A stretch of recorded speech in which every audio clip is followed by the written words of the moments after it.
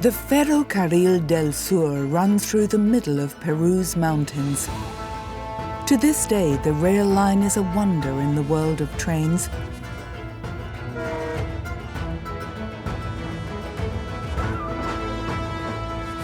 The journey takes you through magnificent landscapes and an unexplored and inaccessible area.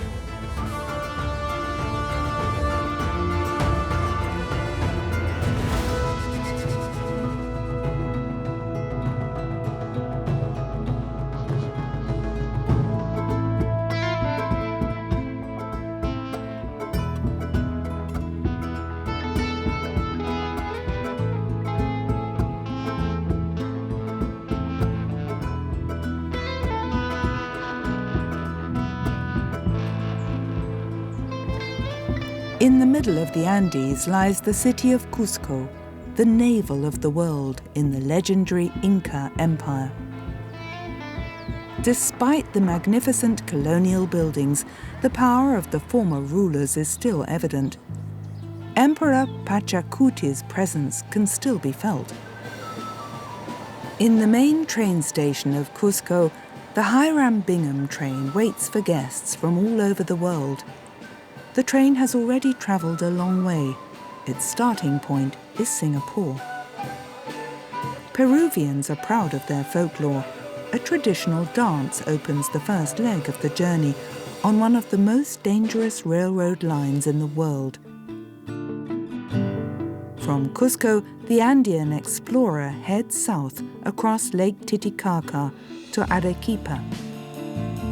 The Hiram Bingham makes a detour northwards to the legendary Machu Picchu.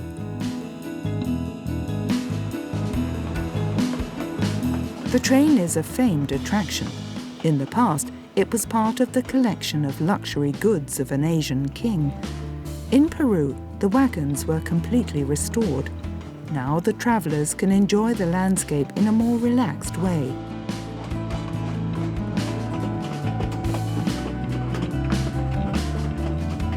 The width of the train tracks also had to be changed to accommodate the narrower South American rails.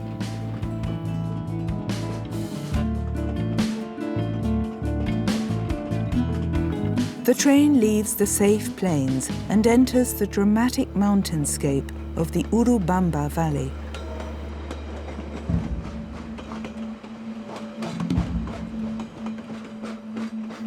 The tall, deforested mountains and extreme weather take a toll on the railroad line. During the rainy season, devastating floods and landslides regularly wreak havoc throughout the region. The Valle Sagrado is also in danger. The sacred valley of the Incas was, and still is, an agriculturally important valley.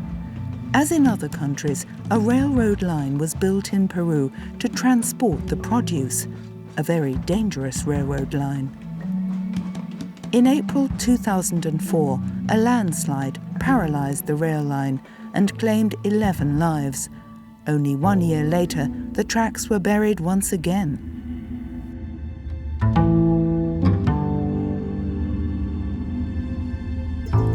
Not far away are the Maras salt flats, the highest salt farm in the world.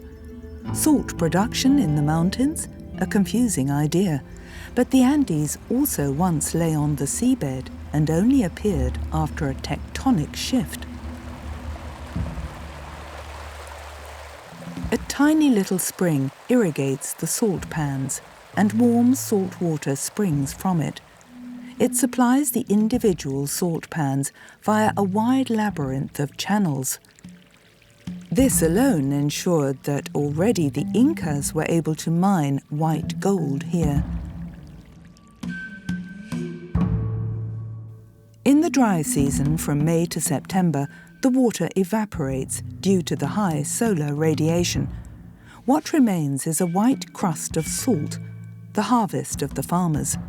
Up to 150 kilos of salt can be extracted from each of these basins. Heavy rain in the dry season would destroy the salt harvest. To this day, the descendants of the Incas therefore pray to their Pachamama, their Mother Earth, for favourable weather.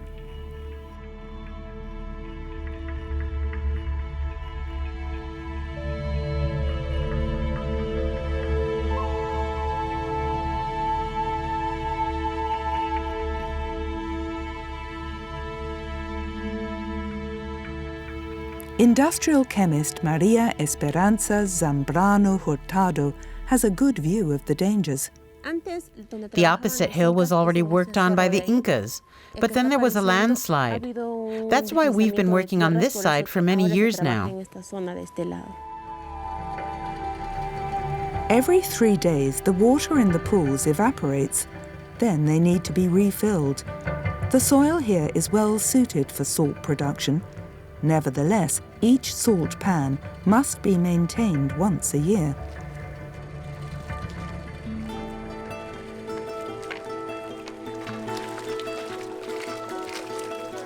Salt mining itself is a back-breaking job, poorly paid and physically demanding. The work is done by hand. Machines aren't used in the salt fields. Today, salt labourers still work like their ancestors did in the pre-Inca era. They began mining the white gold over 2,000 years ago.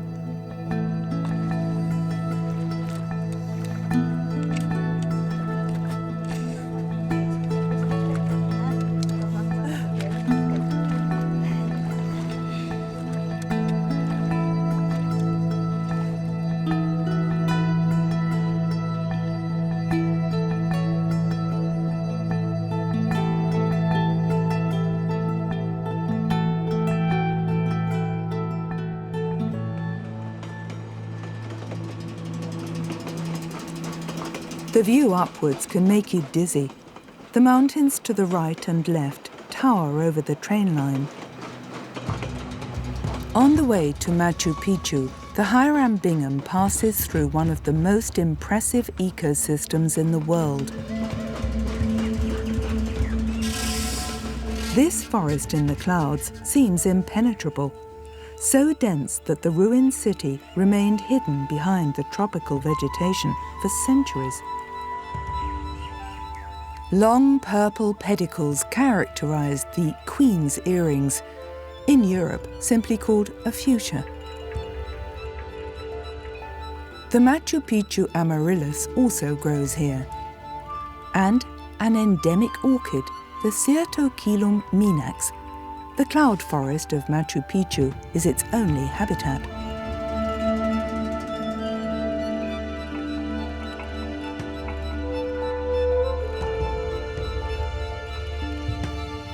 The largest legumes in the world grow on the basil tree. Its pods contain beans, which were ground into flour and made into stews by the first inhabitants of Peru.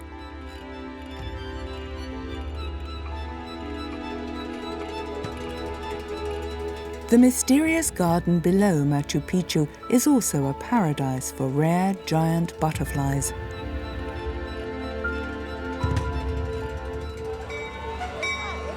After 3.5 hours of travel, the Hiram Bingham reaches Machu Picchu station. Those who don't mind the altitude of 2,040 meters can also climb the 400 meters to the ruined city on foot. The others take the bus.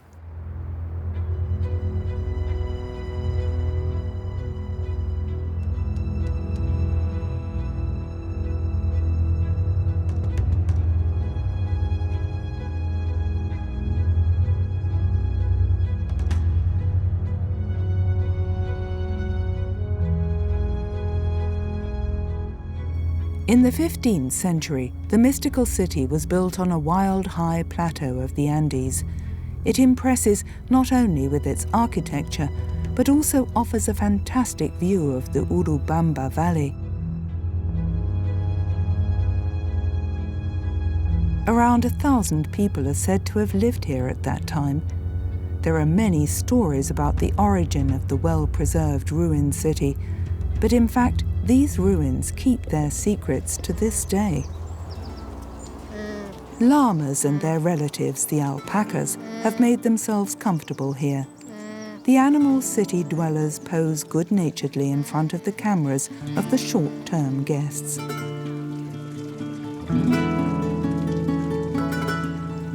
However, when and why the human inhabitants abandoned the city at that time will most likely remain another mystery in the history of Machu Picchu.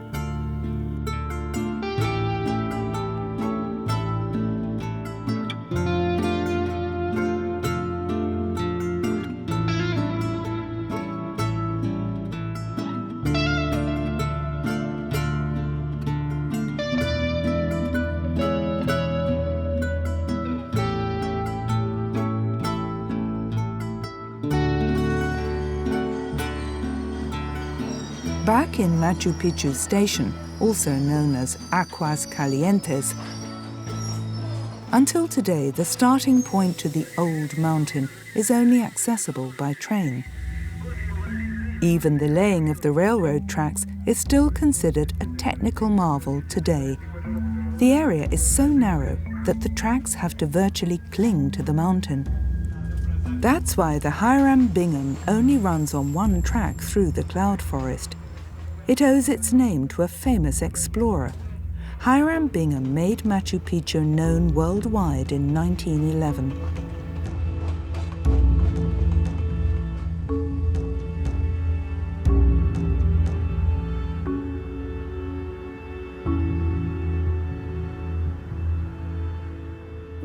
From Cusco, the ancient capital of the Inca Empire, the Andean explorer travels through the high plains of the Peruvian Andes before reaching Puno and the world-famous Lake Titicaca.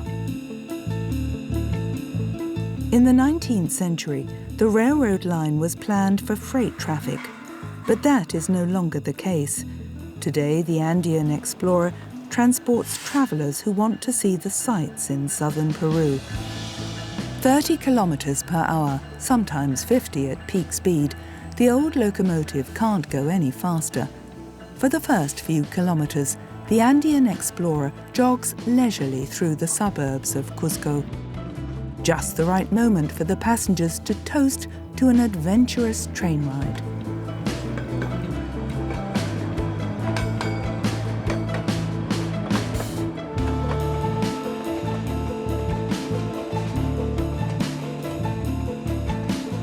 Clear the way for the Andean explorer on its research trip through the Cordilleras of Peru.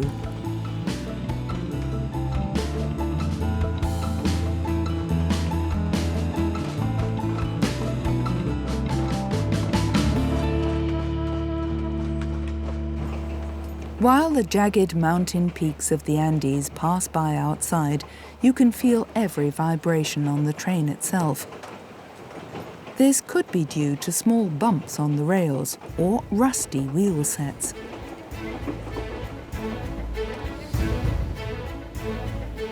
Nevertheless, the passengers do not skip a meal. Drinking plenty of water is particularly important. This is because sufficient fluid intake prevents altitude sickness. Above an altitude of 2,000 meters, many travelers suffer from headaches and nausea.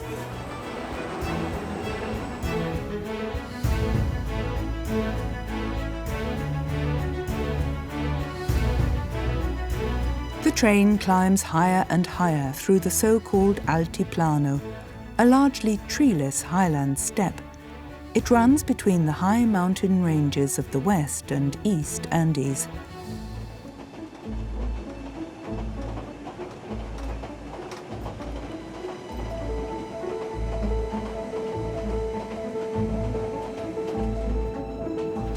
Not a good area for plants. Only the prickly ichu grass, golden yellow in the dry season, can survive here. As it's quite cool in this part of Peru, the annual average temperatures vary between 2 and about 10 degrees centigrade. Night temperatures are often below freezing.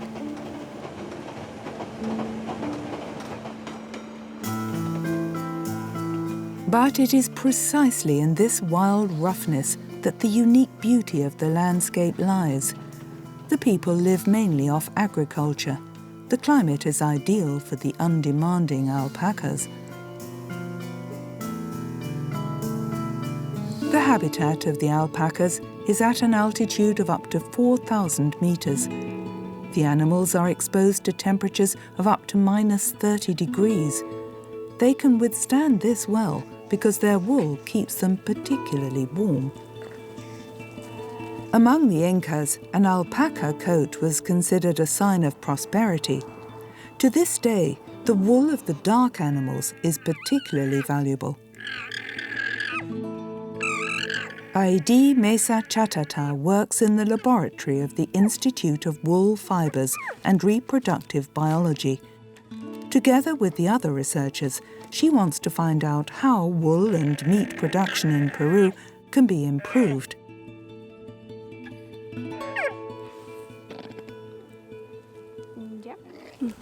The most beautiful thing about my work is working with the animals, with the alpacas, the llamas.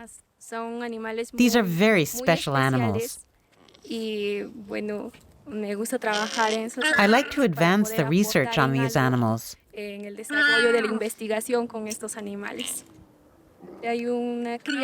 There is a kitten. It was sick, and that's why it was brought here. Together we cured it and named it Mayonnaise. Yes, this is my favorite animal in this herd.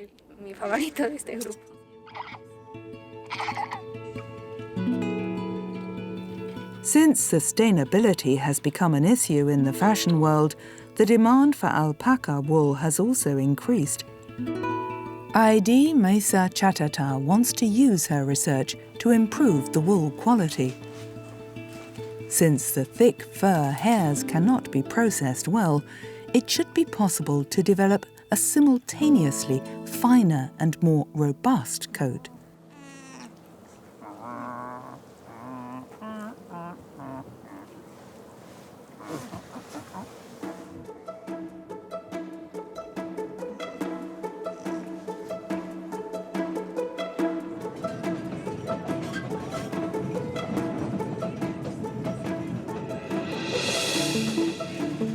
Along the La Raya mountain range, the Andean explorer winds even higher through the Altiplano. The train approaches the watershed between the southeastern Andes ranges and the highlands of Peru and Bolivia.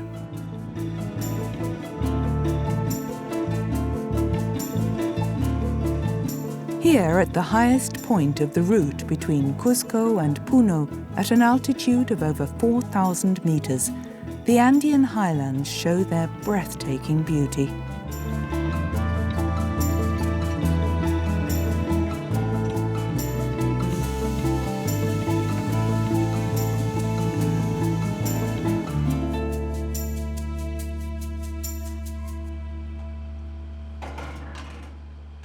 Time for a short rest.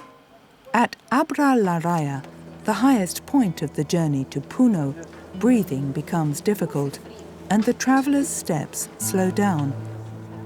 The traders don't mind the 4,338 meters. In the shadow of the snow-covered peak of Apu Chimboya, they sell their stock despite the altitude and cold. Clothes, bags, and warm blankets. The material, colors, and patterns are traditional. The cuts adapted to European tastes.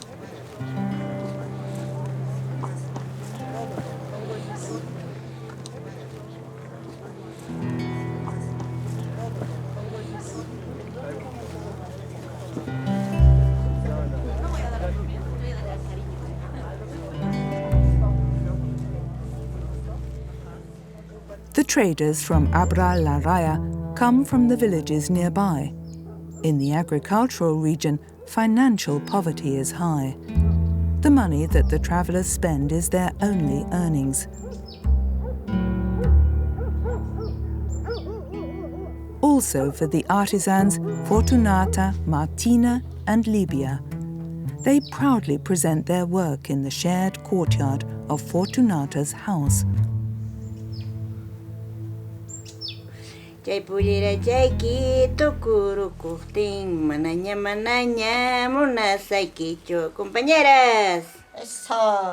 Their songs, which they sing in their language, Quechua, are of course about love and about the transience of great feelings. They wear out like a colourful skirt. That's how they tell it in their old song.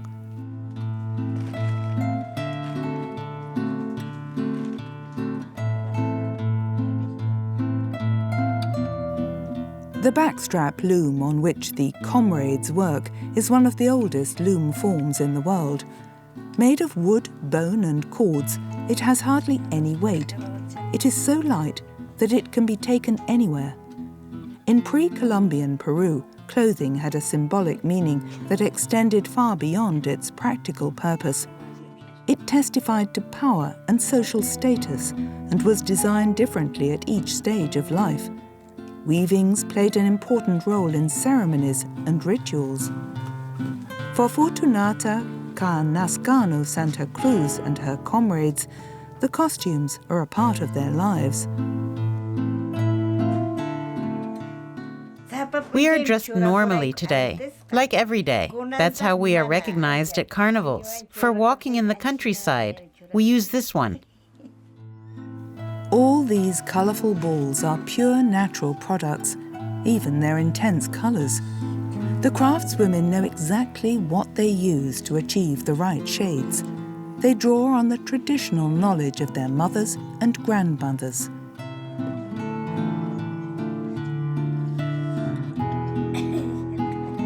Herbs, seeds, roots. The women can make any colour from what the regional flora and fauna provides them.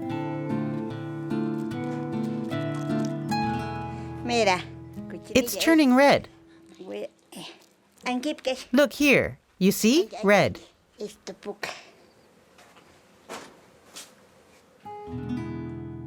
The dye of the cochineal lice provides an intensely bright red. The patterns that the women put into their handicrafts are inspired by nature, like flowers or the condor.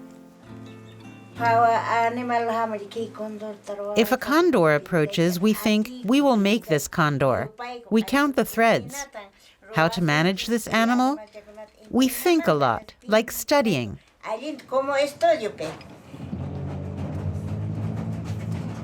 The Andean explorer is slowly picking up speed again.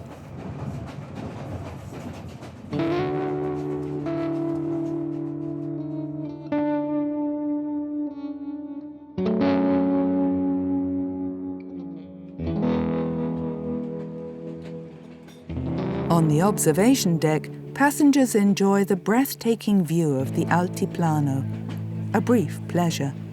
After sunset, temperatures tend to drop rapidly below zero at this time of year.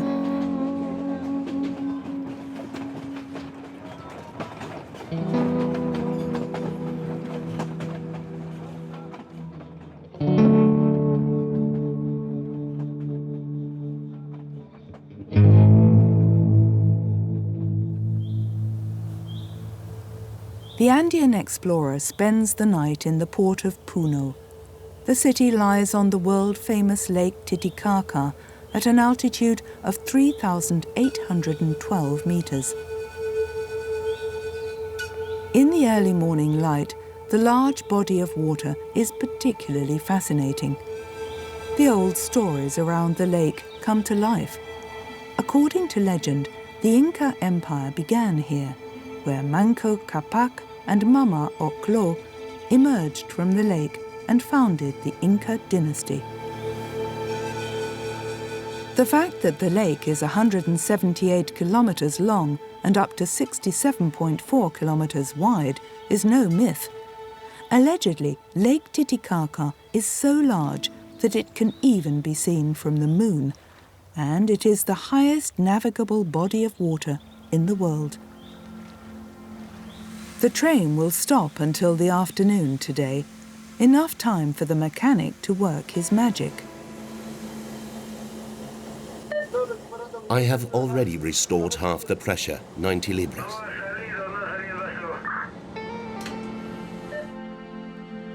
The But it's not just safety that's important. The steel steed should also shine from the outside.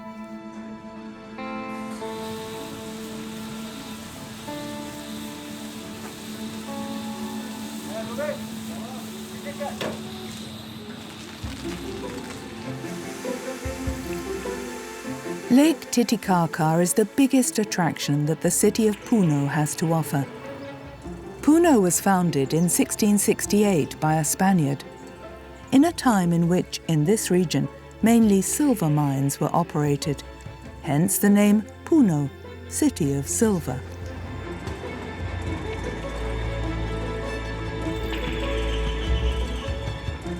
Today, the streets of Puno are a bit wilder than usual. The Andean explorer and its passengers are also feeling the effects of this. Because just as the luxury train is about to leave Puno and Lake Titicaca, it is brought to an abrupt halt. The reason? A folklore parade. Level crossings with barriers are extremely rare in Peru.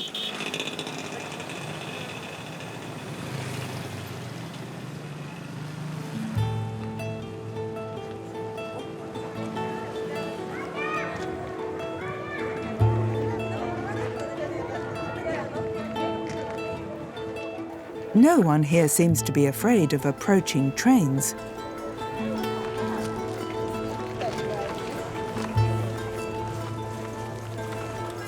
It looks more like some residents have made themselves at home on the tracks. How is a train supposed to get through here without an accident? It's quite simple.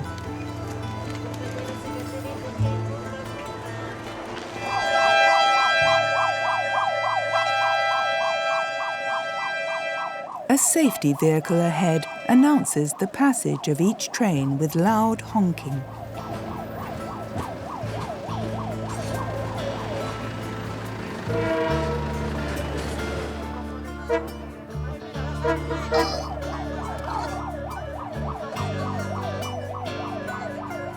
The control vehicle pushes forward. The Andean explorer wants to be on time.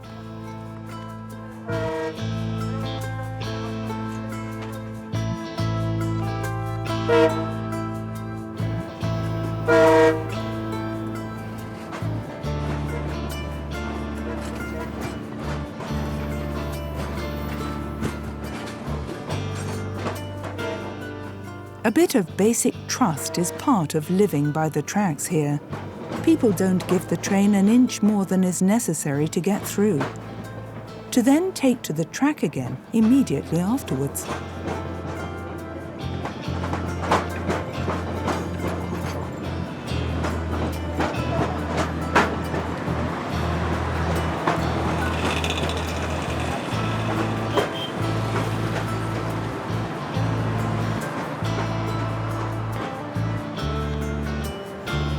Only where the inhabitants of Puno cannot reach the tracks can the train pick up speed, but a few meters further on it stops again. Students celebrate their university's 160th birthday.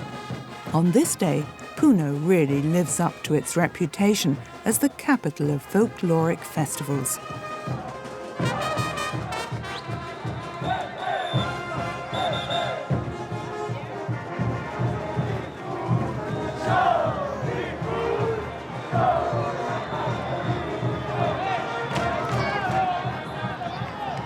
But the Andean explorer has its own schedule.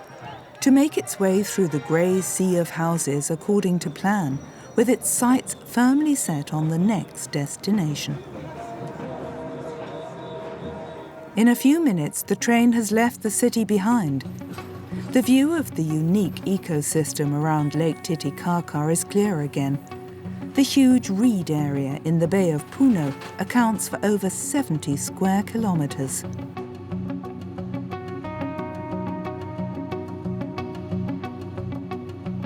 The totora reed is a sour grass plant and is used in many ways. It also serves as pasture for the cows of the indigenous people, the Urus.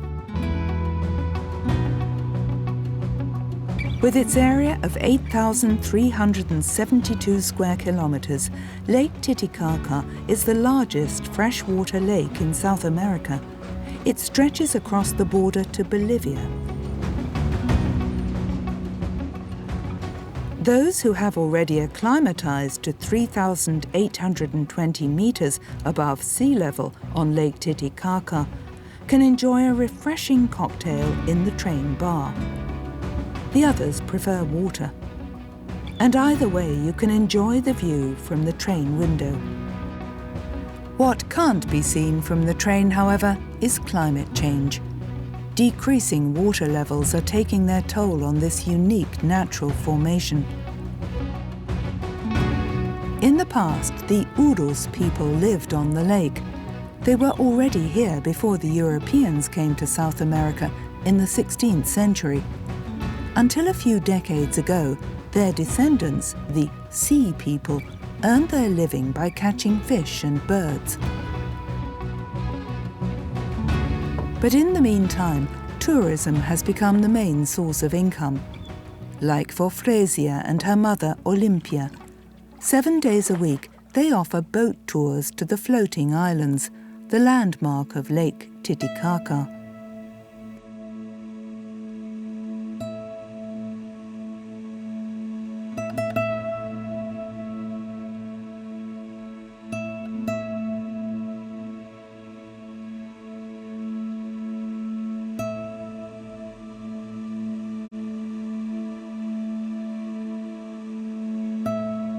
Today, the young woman is on a mission of her own. She wants to visit her former teacher. Before that, the mother harvests a few stalks of the totora reed, a popular snack and a small present for the teacher.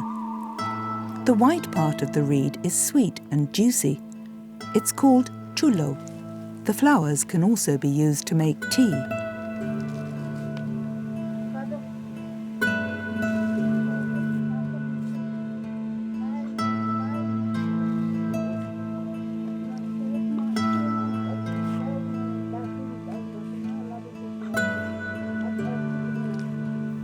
But the reeds are not only for eating. For Frasia's ancestors, life on the lake was hard. They were exposed to many battles and were a strident people. To defend themselves, they built islands of reeds in the lake. This was the only way to escape their enemies.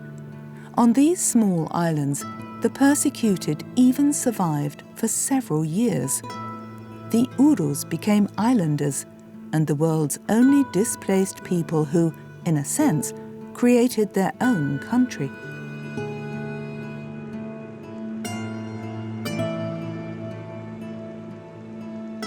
For centuries, the Urus have built their islands with totora reeds.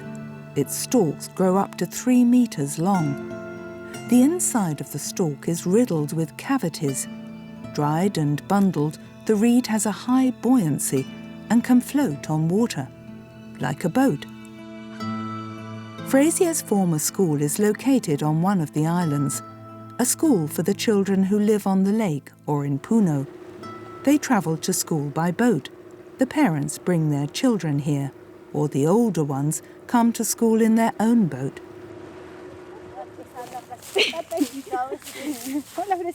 Hey, Fresita, welcome back to your school. How's it going? Let's go.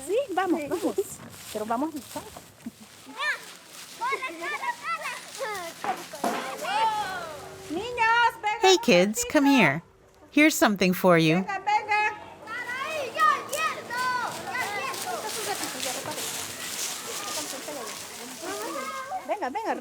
Come here and help yourselves. Your comrade Fresita brought you chullo. Very good. They eat their chullo when they don't bring a snack for their break. This is their snack. How is it? It's delicious, right? Very good.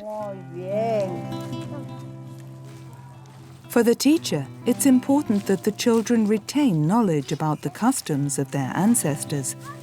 Eating reeds is more than just a snack. It's part of the culture.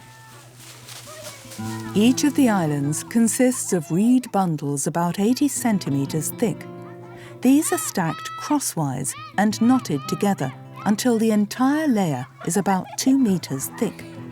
The children have got used to the fact that this platform must be renewed every 6 months.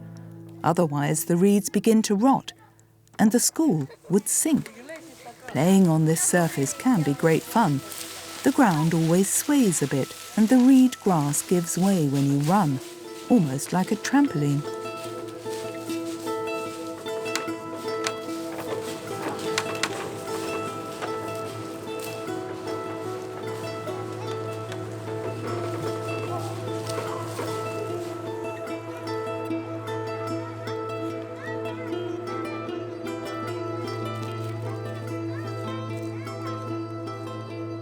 On the way home, Fresia and her mother Olympia pass reed farmers. They harvest the precious grass for further use as building material or as cattle feed. Reeds are the lifeblood of the people around Lake Titicaca.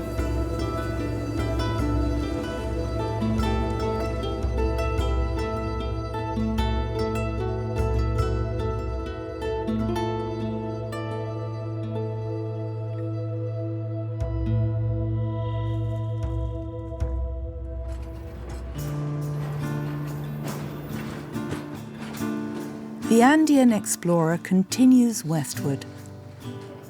The last leg leads from Puno via Saracocha to Arequipa.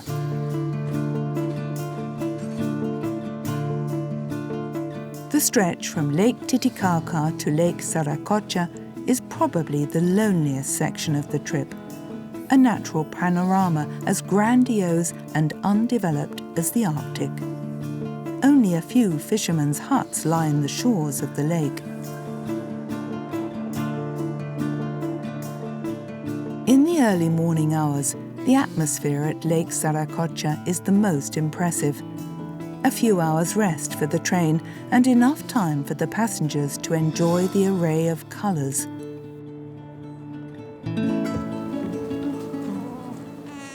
The alpacas feel at home in this inhospitable area. They find enough grass in the treeless highland steppe. After all, they have to eat 5% of their body weight every day. That's 2.5 to 3.5 kilograms, depending on their size. At least one explanation for why alpaca hunger seems endless. An estimated 3.5 million alpacas live in Peru, around 80% of the world's population. But not only do the alpacas find perfect living conditions here, Lake Saracocha is also a true feeding paradise for a number of water birds.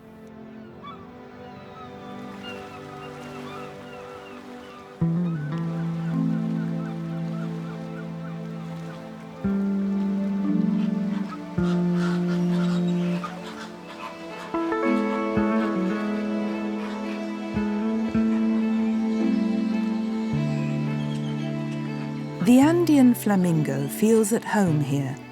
Contrary to popular belief, this species loves the cold.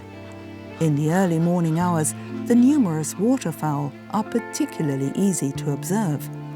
Framed by the train window, a snapshot memory. Working on the locomotive, a childhood dream of Juan Espinosa. I've been fascinated by trains since I was a child because my grandparents were railroad workers. My greatest wish has always been to become a train driver, and I have achieved that.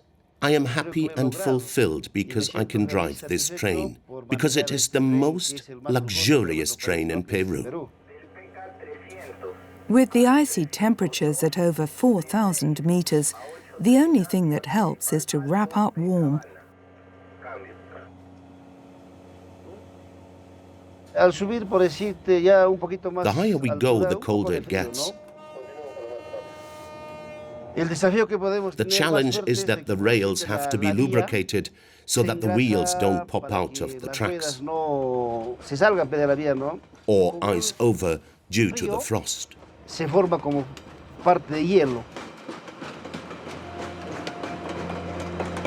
It's not just the cold that can be dangerous. When the track is difficult to see, Juan Espinosa has to be ready for anything.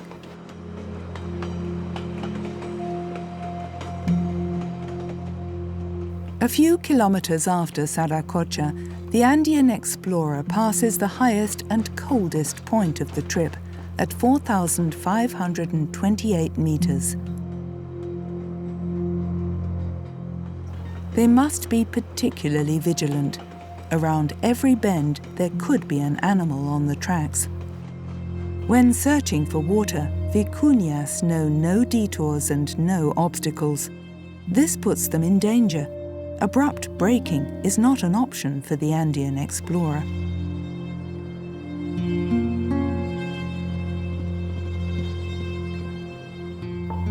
Vicuñas are the wild relatives of alpacas. Although their wool is particularly precious, it has not been possible to this day to domesticate them. No tree grows in this part of the Andes. There's almost no rain. Volcanoes border the horizon in the distance. Otherwise, nothing but endless space, dust and blue sky. The Wild West of Peru.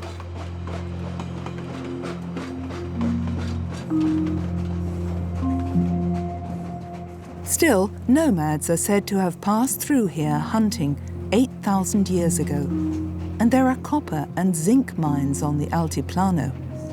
But the last settlements in this region were abandoned long ago, in search of the treasures of the earth. There is also an emergency exit on the Andean Explorer, but as a rule, passengers enjoy their 2 days on the train, even if every walk becomes a test for their sense of balance. The swaying ground is also a challenge for the waiters, but the experienced onboard staff do not spill a drop. They prance through the swaying train with fascinating ease. Only highly qualified personnel make it aboard the Andean Explorer. To ensure that everything runs smoothly, you have to be good at maths. Logistics is the be-all and end-all of onboard service. It's hardly surprising that some of the staff previously worked on cruise ships. That's where they learn to walk in a straight line when the carriage is lurching. In the galley, it's not only shaky, it's hot. Sous chef Carlos Risco is proud to serve a Michelin star menu twice a day. We take into account in all our dishes that we are here between Cusco, Puno and Arequipa. We work with special ingredients so that our guests feel comfortable and so that the altitude doesn't affect them. We serve freshly caught sea bass with regional beans, flavored with muña. This is a digestive herb, good for our guests. Food is also served in the train compartment. The narrow aisle makes it difficult for the staff. Even if the train sways, the plate remains unaffected. Undaunted, the train fights its way through the mountains.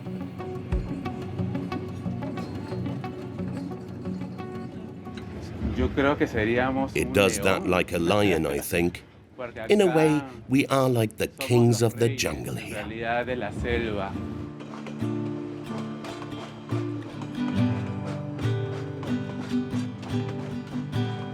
The Andean Explorer is approaching the next highlight of the trip.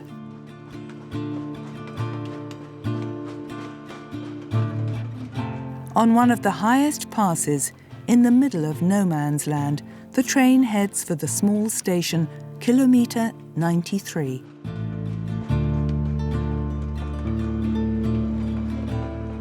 Here, some of the travelers leave the Andean Explorer to make a detour into the Colca Canyon on their own. However, they still have to cover about 100 kilometers with a four-wheeler before they can enjoy the magnificent view.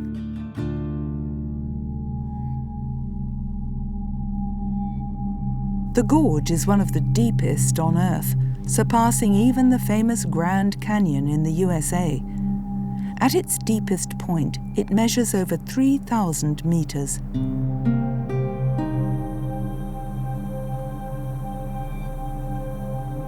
In the morning, when the updrafts of the canyon are favorable, the most imposing bird of prey in South America takes advantage of the lift.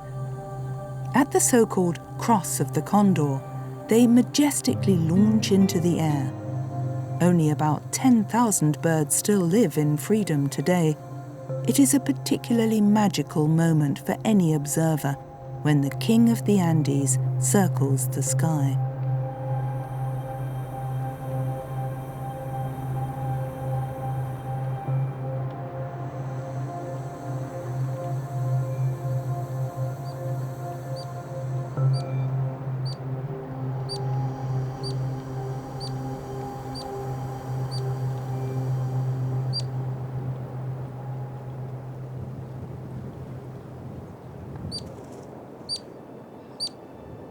Small birds like the hummingbird are also at home in Colca Canyon. The Incas called this tiny creature messenger of the sky.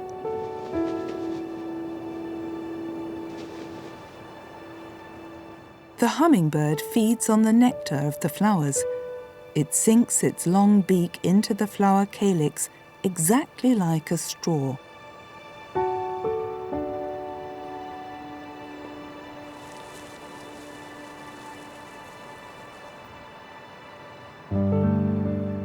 The canyon was formed millions of years ago by the Colca River, which found a way through the mountains, creating the Valle del Colca of the same name.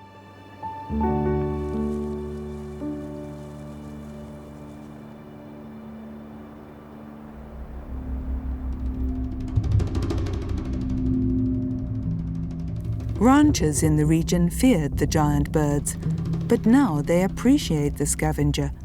Without it, diseases would spread due to dead corpses. Condor hunting is one of the many misunderstandings between man and nature.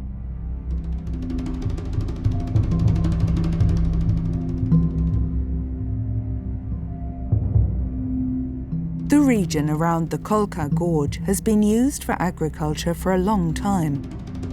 The plateau adjacent to the gorge consists of huge terraces created by man. Even before the Incas, the earth was made usable in this ingenious way. Corn, potatoes, and of course quinoa are cultivated here.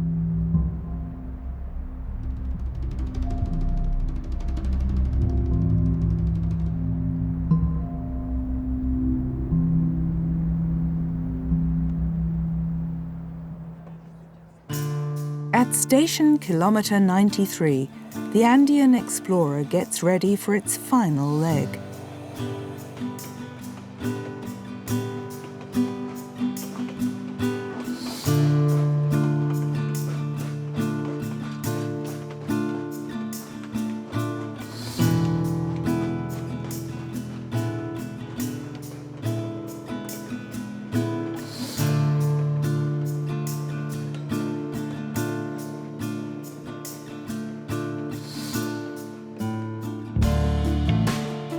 From station kilometer 93 to Arequipa, the railroad line winds another 100 kilometers or so across the barren plateau in southern Peru.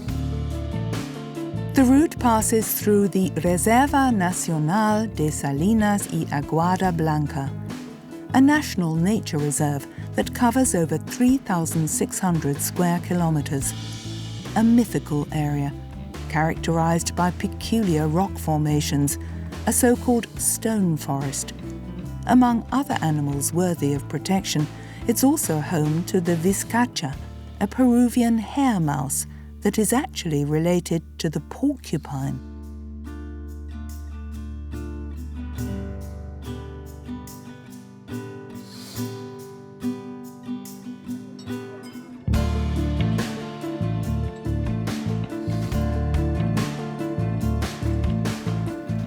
Passing the gorges of the Rio Chili, the train reaches the Peruvian Cordillera Volcánica, the volcanic cordilleras.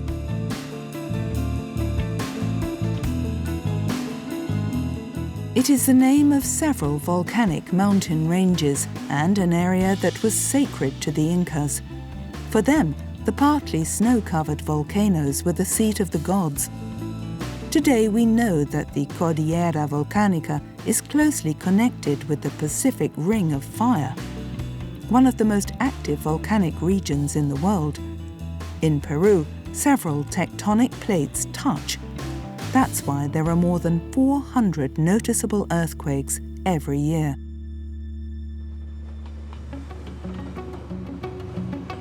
Not only in the Cordillera Volcanica does the ground quake again and again, there are also regular earth movements in the fertile plain on the way to Arequipa, up to 12 times a day. The people who live here have long since got used to it.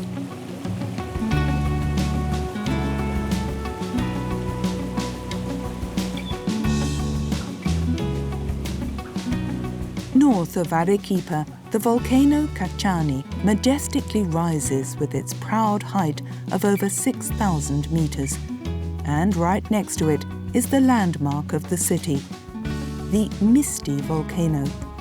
The snow-capped volcanoes are considered the abode of the Apus, deities to whom priests sacrificed adults and children in the Inca era.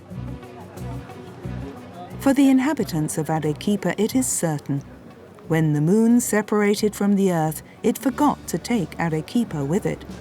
The colonial buildings built of bright volcanic rock sparkle in the sun. Arequipa is widely known as one of the most beautiful cities in Peru.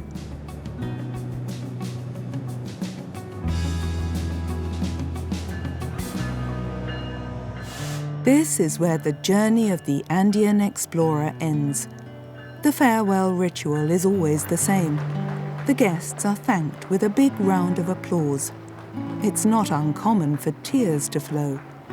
The intense experiences of the journey bring everyone together.